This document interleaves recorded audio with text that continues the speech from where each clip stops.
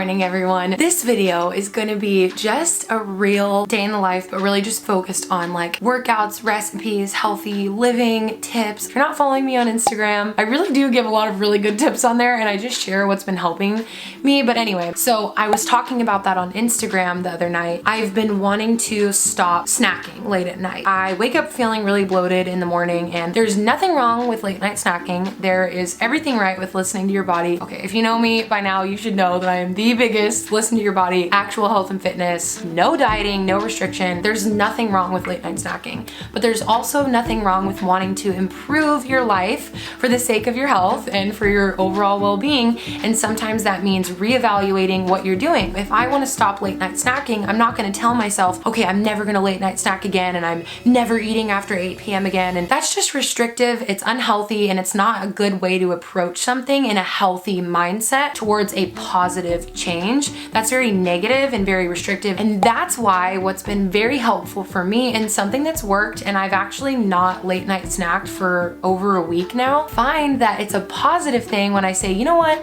I don't really feel the best and I feel good when I don't late night snack. So for example, instead of saying I'm never gonna late night snack again, I'm gonna say I actually enjoy really waking up in the morning feeling refreshed and not bloated and just feeling really good after a good night's rest. And you focus on the positive rather than the negative. You focus on life and thriving instead of depriving. You know what I'm saying? Like, we want to thrive, not deprive. That is literally what helped me to move into a better habit of not late night snacking anymore. I hope that helps you. It's really helped me recently. This is the weirdest way that I could ever possibly apply sunscreen, but this thing broke.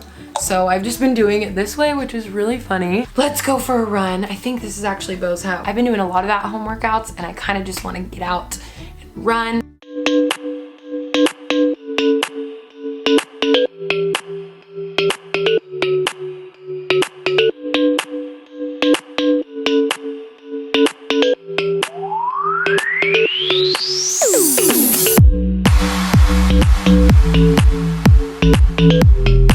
Okay, let's talk about warming up for a run and stretching. What is running? It's basically just hip flexion and extension over and over and over. So you really want to make sure that you're foam rolling out those muscles, calves, quads, and you want to make sure you're opening up your hips. So opening up the hip capsule with a really nice stretch, getting deep into the stretch so that you can actually have better range of motion in your run, and so that you're not, you know, working with tight hips and all that kind of stuff. The two biggest things that I focus on are foam rolling my calves and quads, and then opening up my hips for the run, and then doing 2 to 3 minutes of jump rope, and a 10-minute walk is a perfect warm-up. Beautiful, good to go. You'll feel great on your run.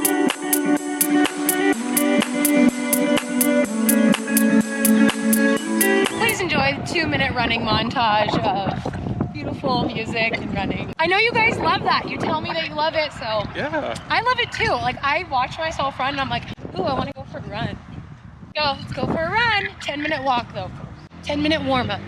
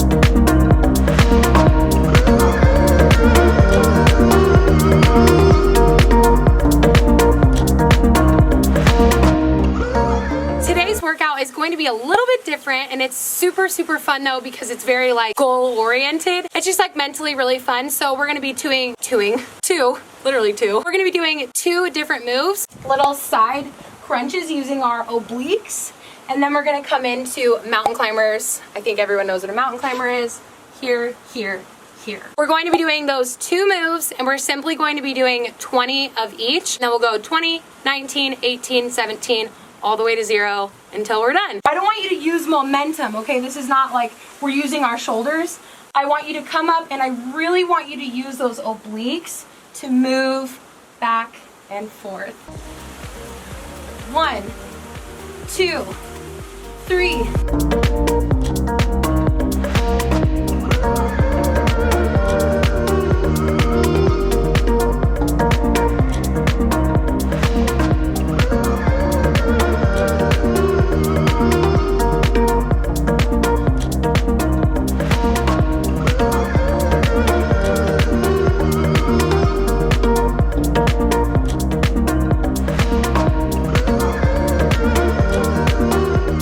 Literally such a hard workout. I actually was not expecting it to be that hard. When you're doing a really challenging workout, it's not just challenging your muscles, it's challenging your mind. It was fun though. I enjoyed like pushing myself and like feeling like, oh gosh, I don't know if I can do this. And I just was like, no, we're gonna keep doing this. So I am done for my workout today. Wow. I just wanna go make a smoothie now.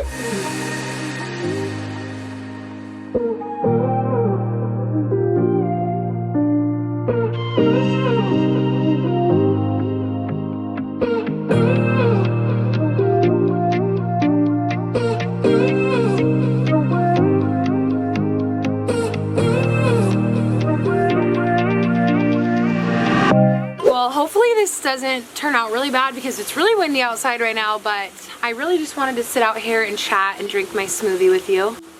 All right, I just want to get real with you for a second because we always hear, and I like to say this all the time, but really listen to your body, honor what your body is telling you, and a lot of the times that can be really confusing. Like, I don't even know what that means. What does that mean? How do I listen to my body if it doesn't talk to me? I just thought that this week I wanted to share with you something that actually was like really a moment for me where I was like, I really listened to my body. The past few weeks I was feeling so bloated. I just wasn't feeling good. I was like, man, I'm working out, I'm taking care of my body, and I still have this, like, there was just something up. And so this is a great example of kind of like detective work of listening to your body. So I looked at my food.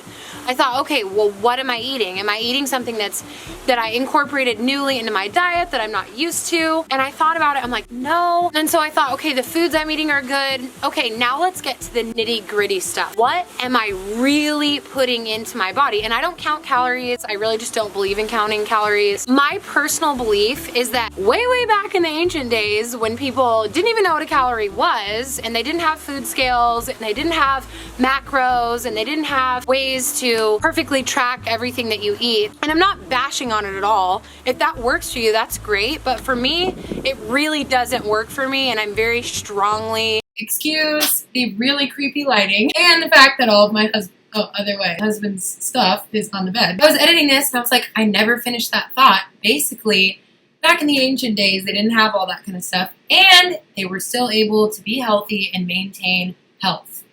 Does that make sense? Okay.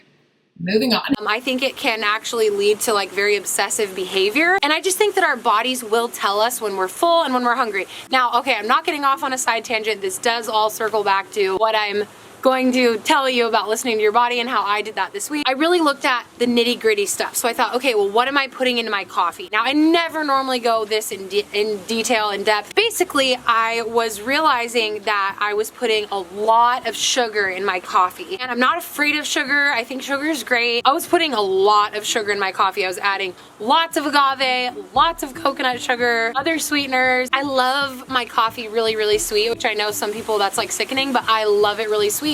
And I thought, okay, that's somewhere that I haven't thought about because I don't normally look into things like that. But I was just feeling so like, ugh, I was feeling so bloated. Like it wouldn't go away. That is definitely like, that's something I need to really, just be more mindful. I don't need to cut out everything, cut out all sugar. But I really just can put a lot less. I was putting a lot. And so then the next thing I looked into is I thought, okay, well, what am I consuming? It's not the food, it's not exercise, whatever. And I thought, my hydration. I absolutely love my new like workout, my electrolyte formula, and it's mango. And because I read reviews on it, it was really good. It's really great for like endurance sports. I bought it because I was gonna do the half marathon that got canceled. But anyway, I realized I never looked at the calories, or I don't really read nutrition facts because honestly, I don't really eat a lot of foods that have nutrition labels on it. I mostly eat just like whole foods, if that makes sense. And it's not that I don't read them, it's just that I'm not like actively looking at every single label. Does that make sense? I didn't look on that label and I didn't realize that there was 9 grams per serving, and I was doing like minimum 3 servings a day, up to like 6 servings a day, and I just had no idea. And that's for like long intensity endurance sports, that sports drink, and I just wasn't aware. And I say this, and I really say it in a way, I'm very sensitive to restrictive behavior, eating disorder mentality. I am never here to promote restriction or anything like that. Like, listen to your body, and that's what I'm trying to say. There is nothing wrong with doing drinking those things or eating those things or whatever. Like, you don't need to beat yourself up or say that's bad. There's no such thing as bad. It's just what makes my body feel good and what makes my body thrive, what makes me feel positive and like good about what I'm consuming. And I have felt so much better this week, like so much better. All of this to say, I really changed it so that I was not consuming as much of it. It's not even about appearance or what you look like and trying to be perfect or eat a perfect diet, but just about like, wow, I feel so much better. So I hope that that can help you, because it really helped me this week.